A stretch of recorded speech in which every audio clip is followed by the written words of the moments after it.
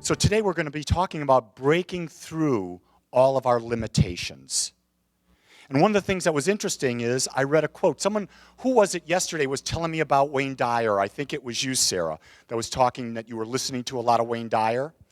Well, there was a quote that came across Facebook, and it was, "All that we need will appear when we're diligent about replacing old thinking habits with an awareness that we are the soul with a body, which will remind us of what we are capable of becoming." And so that just really fit in well, because Wayne is saying something that's been said 1,000 times by a lot of different people in a lot of different ways. He's talking about what's behind the movie The Secret, because how many people have seen the movie The Secret? Just about everybody. Well, something's missing from that movie. That movie was just touching the very surface. It let people believe that all they had to do was to think about something and they would get it. But you see, there was so much more than what The Secret was telling us. It was about going within and working with the subjective mind. And so what happens is that Wayne's now on the kick, and it's funny, but the same thing that Joe Vitale put on. I was watching a video of Joe, who was in the movie The Secret as well, 2 days ago, and now he's advertising this thing that he's uncovered about the secret beneath the secret. You see, there's no secret.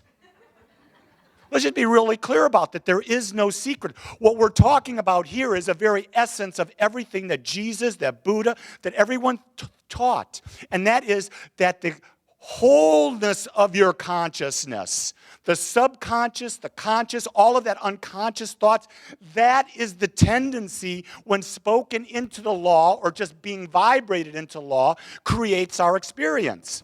And so what has to happen is we have to find a way to change the subjective nature of our mind. And if you notice that most of my talking lately and my teaching has been around this issue, because this is all there is. It's simply knowing our oneness with God. Why do we care about that? It's fascinating. I'm reading a book about stories of 26 people who are practicing non-duality. And in non-duality, it's a practice that you get into this idea that there's nothing but God. You lose the I am. You lose your I am in this identity of oneness, and the goal is to be there, but you can't do anything to get there. It's not like you can meditate, you can't pray. It just sort of happens in a moment. And so it's sort of funny as I listen to the people, they're talking about non-duality, and they're saying, well, there's nothing you can do to get there, but you just have these moments, but this is what we're going to talk about. Well, they're doing exactly what they're saying not to do. Does that make sense? And so as I contemplated this, I did a lot of contemplation when I was in Maui about this subject, because I was reading this and I'm sort of saying, well, what does all this mean? And I'm saying, well, why would we want to go into non-duality all the time? Because in non-duality, you lose your sense of I. You go into a bliss of oneness. There's nothing individual. There's no creation taking place. And isn't that the reason we're in human form? And the answer came to me really clearly. We are in our physical body so that we can experience and create. The idea is to know that we have a non-dual nature, to know that we are more than this physical body. You see, that's where we get stuck. We think we are limited by the boundaries of this body and by the boundaries of this brain, which has been pre-programmed by society, by television, by our parents, by the schools, by religions, to think in a specific way. And our role is, in life, to reclaim our power, to go beyond what we've been taught, and to take the power, knowing our oneness with all that is, and that when we use that power, you see, this is the thing. The power that is God, the power that is the law, doesn't care. It doesn't care what you think. It just creates from the tendency of your thoughts. Whatever mental atmosphere you're putting out, it's filtering right back into you as experience. That's what the law does. There's no God loving you. There's no God that cares about you, because you are the God. And all the power that you need to change your life is already in you, and it's the freedom for you to choose your thoughts, which align with your words, which align with your action, creates an experience. Now, I'm grateful that this is not a traditional Christian church because I would feel stones would be flying up at me. Oh no, here comes a cross. Holy hell, I'm now Jesus. Be careful what you pray for. You know, it's the idea that we go and we step beyond our thoughts and we go into an imagination. You see, when you know your oneness with God, like children do. There's a beautiful young boy walking around and back, little Lash. You watch him, and at times you see he's not even thinking. He's just God experiencing. And then you see little moments where the little eye comes out and he sees and he experiences. You see, he still remembers his connection with the all. And in that connection with the all, in Lash's life, there is no plan B. Did you hear that really clear? Because we've been taught through our existence, what's your plan B? What if that doesn't work? And you see, the second you put into your mind, what if that doesn't work? What is the tendency of your mind? The tendency of your mind is, that's not going to work. And you put what? You're creating a mental atmosphere. When you're creating a mental atmosphere, what does the law say? It is done unto you as you believe. That's the atmosphere. That's what creates. So if you've got a plan B, you're denying immediately. You're saying plan A will fail. Does it make sense? I can tell you, someone said to me, starting a spiritual community is one of the hardest things that you will ever, ever, ever do. You should have another plan. Guess what? I don't. And I'm so committed to the plan, and I'm just going to be very honest about this. When I was in Maui last week speaking, they came to me and said, wouldn't it be great if you were here with us? And I said, no. He says, you don't understand. I don't have a plan B. My plan A is agape in this Plano, Frisco, Texas. This is where I've dedicated my life. For as long as I'm able to be a minister, I am here to build, to grow, to share, to nurture, to exemplify, to show you the frailties that I have and how I use these principles with them. My life is a commitment to be a master spiritual teacher. That's what I've committed myself to. My life has been committed to the building of this spiritual community and the welfare of every individual here. Because I can't help you. But I can show you how I do things, and you get to test it. You get to take it, and you get to play with it. You get to dance with it. That's what I'm here to do. One of the mantras that I used as I walked down the beach in Maui using my mala beads, I think I figured out I did over 25,000 affirmations in 10 days. And I did that because I really wanted to work on shifting my mental consciousness. And one of the consciousnesses that I had is, I'm a catalyst for personal transformation. So my role is not to comfort you. My role is to inflict you with pain. So that you understand that there's something. If you're too comfortable and you're not going anywhere, I'm to question you, I'm to challenge you, because you were not meant to be comfortable. Can you get that? You're the infinite expressing. Why would the infinite that's come down here to express and create want to create a stagnant, boring life? Think about that. When you're bored, it's because you're not creating. And if you're not creating, you're not using your God power. If you're not using your God power, what do your emotions do? They tell you it's not good. Why do people die? They stop creating. The second a person stops the creative process in their lives, this is why people say, you should be retiring. No, retiring means stopping the creative process. When you stop the creative process, the body hears that and the body dies. It starts to degenerate because there's no purpose to the body anymore. But when you're creating, the body stays vital. The body gets alive. It's got juice. It's being fed because the body is what? It's an outpicturing of the mind. the mind of God that you are. The body is there to support you as you create. It's there reflecting where your thought process is. So if you shift your thought process, and that's all we're ever talking about here at Agape. We're talking about identifying the oneness of God that we are, and then it's a process of shifting our thought, doing whatever it takes through prayer, through affirmations, through gratitude, through classes. How do we get to shift that thought more and more and more? And in the shifting of that thought, the tendency of the thought shifts and the experience happens. This is where a majority of people fall. Is they begin the process and they start the practice and they go 30 days and then they stop doing it. What happens? The old thought process comes back, and what happens? Their lives become a repeat of what it was before. One of the reasons people say to me, why would I stay in classes? In classes, you're constantly reminded, you're constantly moving forward. The people that I know that are making gains toward things are people who have a daily spiritual practice and are constantly being reminded by other people. 2 weeks ago, I was at a beautiful wedding of the daughter of Val Oliver, one of the Muppet queens. And at that gathering, I got to meet a retired priest. And I think he was 78 years old, and he'd been a priest in the Archdiocese of Chicago.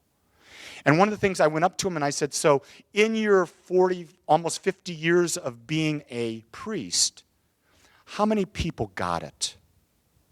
How many people got the idea of what a daily spiritual practice is? And he said, 1% or less. And you know, in religious science, I'm going to tell you it's about the same. Very few people, including ministers and practitioners, maintain a daily practice constantly, over time, and are striving to become more. Sometimes we get into a spiritual practice and we remain stagnant.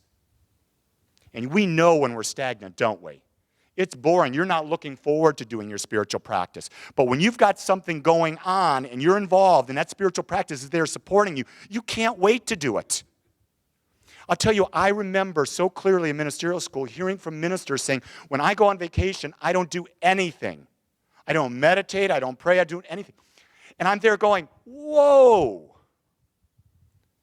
I want you to know that when I was on vacation for 10 days, I tripled my spiritual practice. Because it was a joy. I got great joy out of it. Think about being centered in oneness, directing the law, going outside and picking a papaya out of the tree, picking a lime off another tree, coming inside, cutting it, scraping out the seeds, squeezing the lime on it, and eating this fresh fruit, which is God, energy, having done all this spiritual practice. It was orgasmic. Doesn't get any better than that mango, than that papaya, than that lime.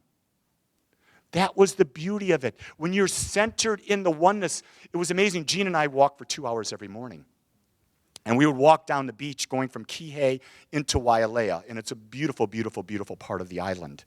And as you walk, you're walking past all these people. There were a lot of people that were not in a place of bliss.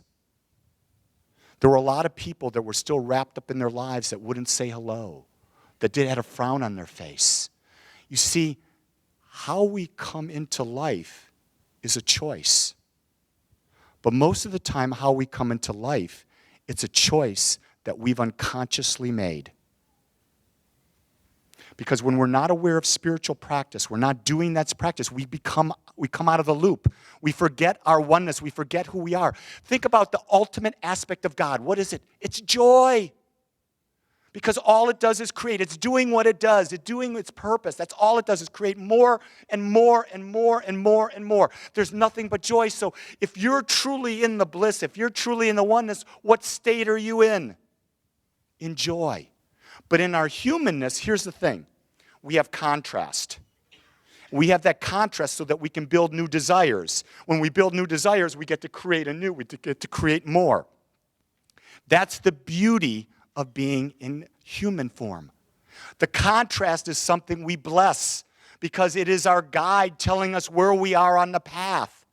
So when something happens that causes me a bit of pain, I look at it and say, so what am I supposed to think here? What am I not focusing on? Where do I need to focus? And when I shift, all of a sudden, what do I shift? I shift my emotions. My emotions become my guide. This is the teaching of Abraham. This is the most magnificent teaching that Abraham did, is they brought the emotions so clearly into our lives that we can now understand that emotions are not there to move us this way and that way. Our emotions are there to guide us so we know what the subjective tendency of the pattern of our subconscious mind is, so we can now focus and do something to change it. See, I'm going to break prayer down as simply as I can. Prayer is not about some beautiful thing that someone trained in it says. It can be, but prayer is every thought that we think. It's every word that we speak. It's every action we take. And the question I would ask is that when we're thinking a thought, when we're speaking a word, and we're taking an action, are we doing it out of love? If you ask that question to everything we're thinking, saying, or doing, am I doing it out of love? And maybe it's you got to address a tough situation, but how can I do this from love? That was a real challenge for me, having come from the corporate background. Because in the corporate background, when I had a large staff, I could speak and they would do it. And if they didn't, I would call them on it. And sometimes it wasn't very loving. How could I have done that differently? I could have. I remember one of the last things I did in the corporate world is I had to release someone. And I had to do it. How could I release them? I was a practitioner at the time. I said, how can I release them and release them with love? And I had a conversation unlike any conversation I ever had with a person that was being let go. And I simply sat down and I said, we've talked. Let's talk about the experiences you've had in those conversations. How were they? And the person answered, they were very unpleasant. And I said, why were they unpleasant? And they said, because I realized I wasn't living up to what the standards that I was being held to, that I committed to. I said, and what is it that, why haven't you lived up to those standards? This was brilliant. The person, without thinking, said, because I'm not doing what I love. And I said, so wouldn't it be better for you if you found something that you love to do and you could go to work and you could be happy doing it? And they said, yes. And I looked at them and said, I'm giving you that opportunity. Here's your severance package. And know that if you ever need anything, I'm here to help you. And they hugged me and they went off. That was very different from any of the other experiences that I had. But you see, I asked a question before going in. Was I coming from love? And how would love show itself? And see, that's the key. So if you come away with anything from this talk today, it would be this. Prayer is every thought, word, and action. And then when you want to know if you're doing a true prayer, ask, am I doing it from love?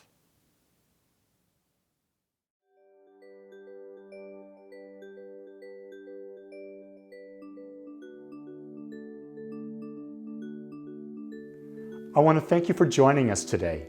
I am so grateful that you took your time to watch or listen to this message.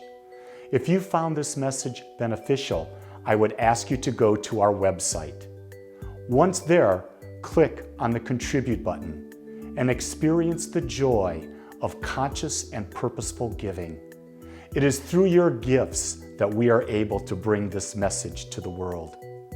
I would also ask you to please share this message with anyone you feel might benefit. Again, I want to thank you for joining me and the Agape community as together we bring joy to life.